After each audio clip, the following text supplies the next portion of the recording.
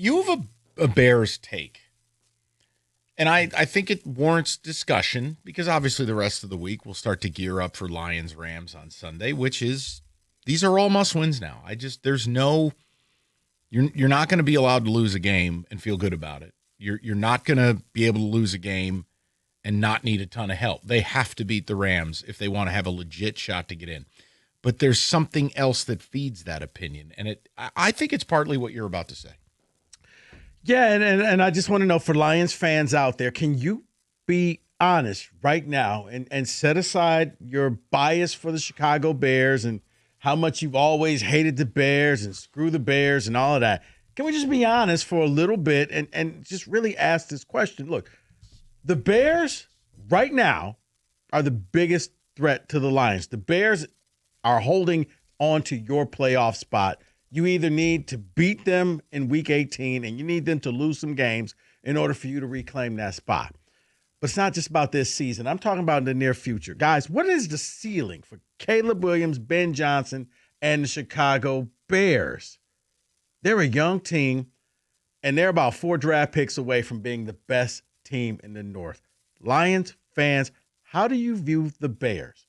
Are the Bears the new threat to the North? Not the Packers, not the Vikings, but the Chicago Bears, because every time I'm watching the Bears, look, they lose to the Packers, and I'm sitting there, and look, there's no such thing as a moral victory, but I'm impressed of what I'm watching with this team. There's the point. Just see, stop right there. Like, this can just be super simple. It's peanut butter and jelly. Everybody was so quick to just say the Bears are going to crash and burn. And what did they do? They went and beat the Eagles in Philly to the tune of 300 yards rushing. Now, they'll crash and burn now. They had the football at the 14-yard line with a chance to beat the Pack in Lambeau, and they played an incredible second half, not only to stay in the game, but to be in a position to tie it, to maybe win it. Mm-hmm. Look. And this is all just in the first year under Ben Johnson. That's the point. All I would tell you is I will be more surprised than not if the Bears' last 4 games don't go at least 3-1. Yeah. I mean, I expect them to beat the Browns. I expect them to beat the Niners. I expect them to beat the Packers. I could queue up a loss in the last game based on they may not need it.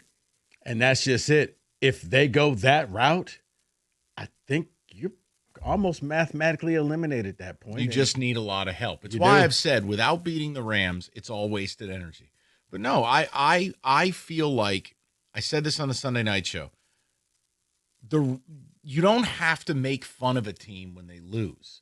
Like, you're never going to champion it. But it was the idea of going to Green Bay in a game that you were supposed to get beat. Mm-hmm. And you're supposed to get beat handily. I thought they played a really credible game, and in the second half, they battled back by running the football, controlling TOP, winning the line of scrimmage. That's playoff football. Right. And despite Wojo's sarcasm in the bullpen last night, Caleb Williams was very good. Yeah.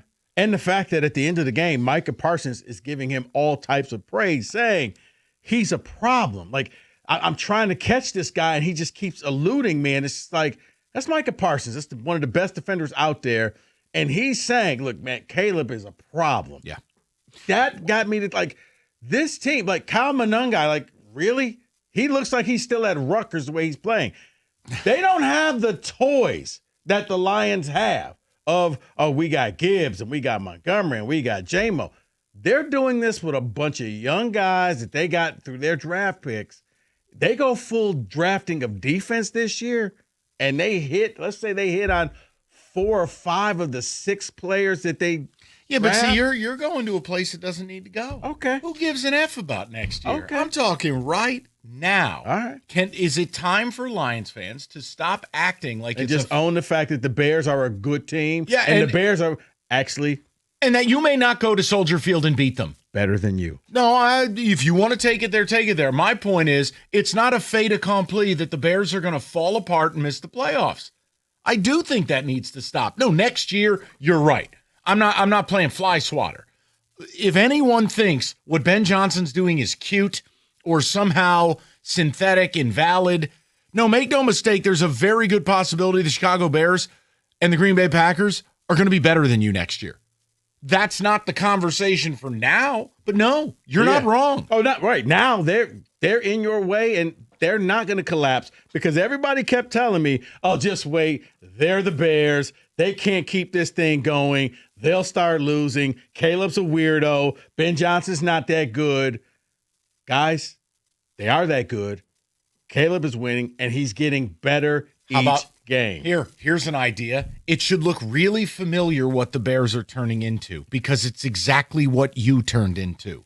Instead of Dan Campbell, it's Ben Johnson. But they loaded the wagon on the O-line. They drafted a running back and signed a running back. Sound familiar? Yeah. They went out and drafted some elite skill players, and you have an offensive genius calling the plays. And yes, you bombed them in week 2 when they weren't a finished product. The fact of when I watched, I think it was the play they scored their last touchdown on, and I'm sitting there saying, I've seen this play before. I mean, he took it straight from what the Lions did, where they fake it, tight ends wide open. He schemes guys wide open, and they are a problem. So 248-539-9797, Lions fans, can we get over the fact of that you think that the Bears are going to be hot garbage and then just admit they're a problem? Yeah, are the Bears on your radar, or do you still think this is a gimme the last week of the season and you're just going to beat the Bears because, well, we beat them in week 2? Look, wins and losses matter. That's why tiebreakers exist. But the team you played in week 2 is not who you're facing in week 18. Just like you have a right to get better, they have a right to get better. Teams, it's better or worse. There's no static. Yeah. So, yes, the Bears have earned my respect. That win in Philly, combined with the effort they had in Green Bay in a game that I thought when it went to 14-3 at the half, they gave up the bomb, I went, okay, they're about to get railroaded. The win in Philly was a shot heard around the world. That's when everybody said, okay, maybe we need to start paying attention to the Bears because I think everybody had them written off. Okay, but you're not going to beat the Eagles. Right. You've beaten a bunch of bad teams, and yeah, that's cute and all of that. No, guys, Bears, good. Yeah, here's the other one too, and I admit it. Is Caleb a weird kid? Yep. But let's move that to the side. He's almost impossible to sack right now. From a guy who got sacked 65 times last year to a guy on 33 unblocked pressures this year, meaning free rusher. You know how many times he's been sacked? 0. He's really learned how to escape. Like I said, when Micah Parsons is giving you your props, I'm listening. Yeah, he sucks. Like Mike is like, no, he's a tough guy to deal with, and just when you think you got him, you don't. Yeah, this team, and I'm looking at the way that they just get guys open, and they're getting better and better each week. Script writers, it's week 18, winner take all, but they may not even need that. If they do exactly what you say, if they do their job, that's if they win their next 3.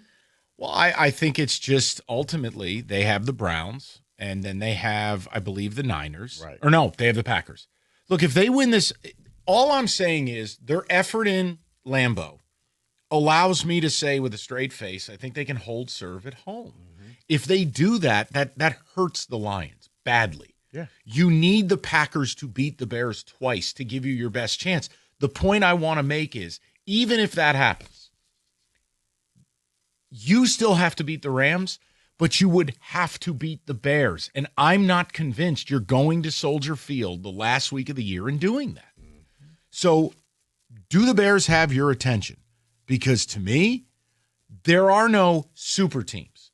I think the Rams are as close to a super team as there is. I don't think there's this discussion about anyone being hyper elite. That's not what this is. I think part of it is, if you're honest about what the Lions are, you're moving them down off the pedestal, and you're taking the Bears out of the gutter and bringing them to the street. Yeah. That's all this is. Yeah, you can stop calling the Bears cute. They're actually good.